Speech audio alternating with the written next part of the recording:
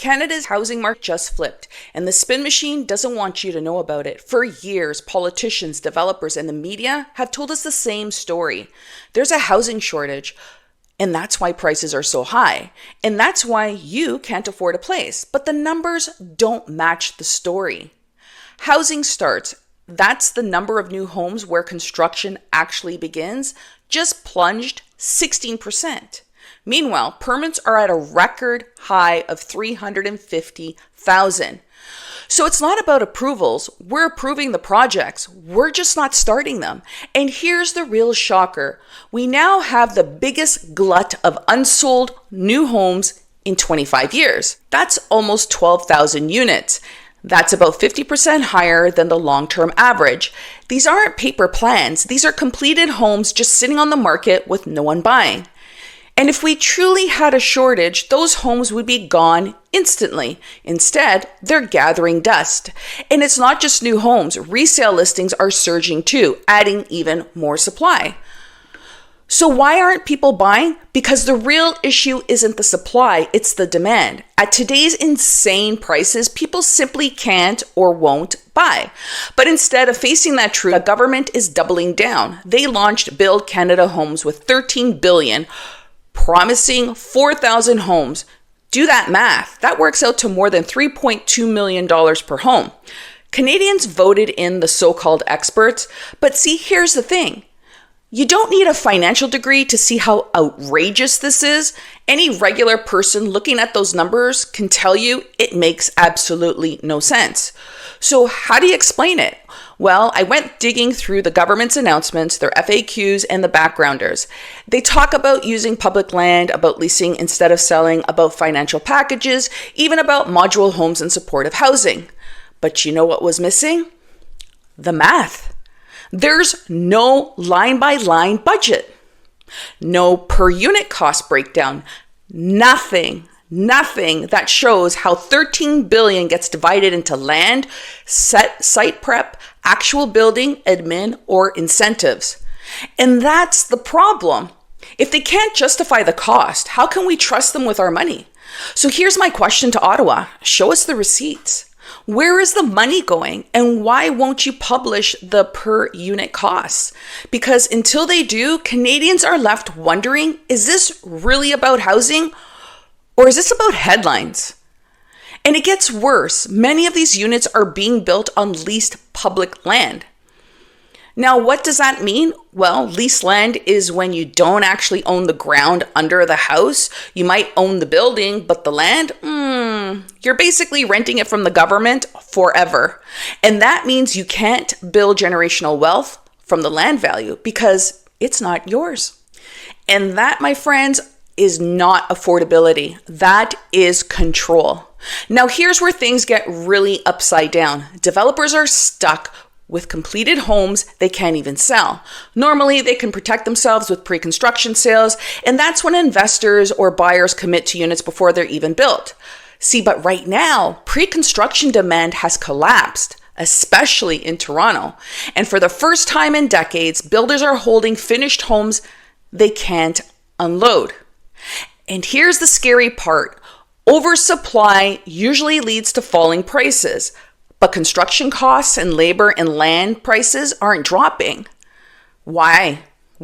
Because government stimulus, billions in infrastructure spending and incentives is artificially propping them up. So instead of letting the market correct and bring prices down, the system is holding them up.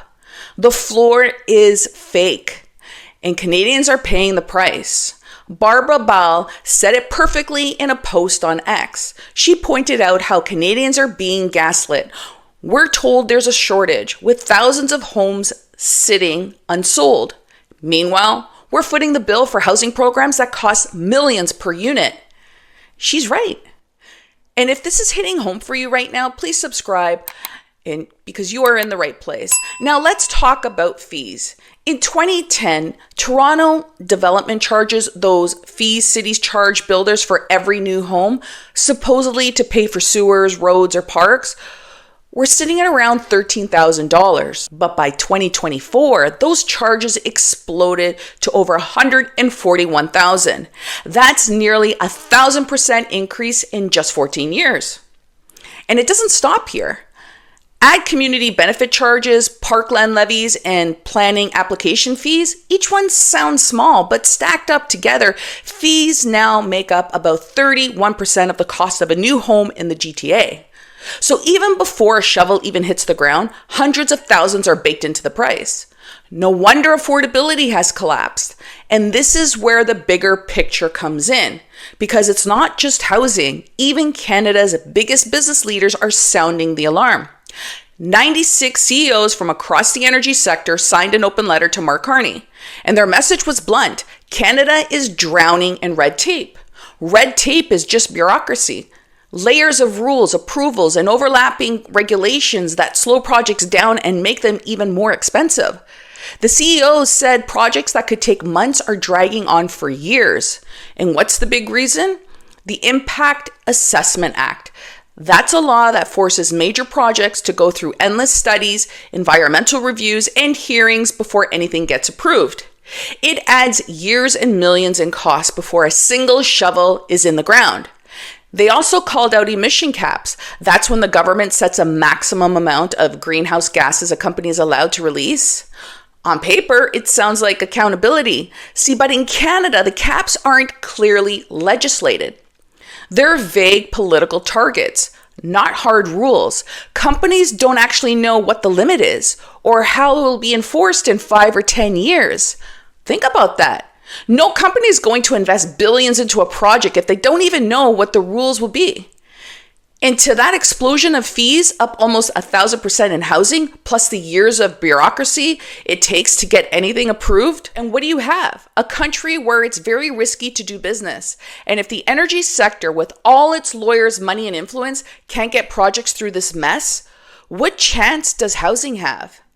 And that's why those 96 CEOs demanded change. They want simpler rules, faster approvals, stable tax policies, and clear paths for Indigenous co-investment.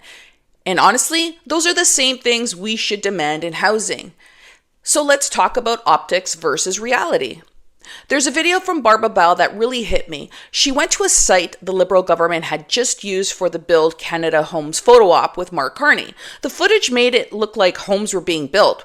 Progress was happening, everything was on track. But when Barbara got there, she says the houses weren't there and that it looked completely staged. A construction site dressed up for the camera. Hey Nepean, I am at the location of Prime Minister Carney's housing announcement a few days ago, and there is nothing here. So all those buildings were brought in just for the photo op. Now you got to ask yourself, why would a government do that? Maybe they wanted to show momentum where there was none. Maybe they needed a backdrop to sell the $13 billion plan as a success. Or maybe they know Canadians are angry and desperate for solutions, so they thought a staged visual would calm people down. But here's the problem. If they're willing to stage homes for the camera, what else are they staging? Are we being shown progress that doesn't exist? Are the billions we're told are building homes really building anything at all? Or is it just building headlines? And that's the danger of propaganda. It looks good on TV, but it doesn't help families sitting at their kitchen tables staring at bills they can't pay, realizing home ownership is further out of reach than ever. So where are we now? Who wins? Well, developers like Dream Unlimited, whose former executive now runs Build Canada Homes, modular housing manufacturers and material suppliers with government contracts, and the bureaucrats who manage the leasing schemes. So who loses? Well, Canadians who pay inflated prices from bloated fees, buyers trapped in homes built on land they'll never own, and taxpayers funding a $13 billion solution that solves absolutely nothing. And here's the bigger risk. If stimulus dries up and interest rates stay high, demand collapses even harder. Builders stuck with unsold homes slash prices, resale values follow, equity evaporates, and since most Canadians have their wealth tied up in housing, the shock spreads across the entire economy. So what can Canadians actually do? Well, number one, cut the red tape. Slash approval timelines. Stop dragging projects through years of pointless reviews.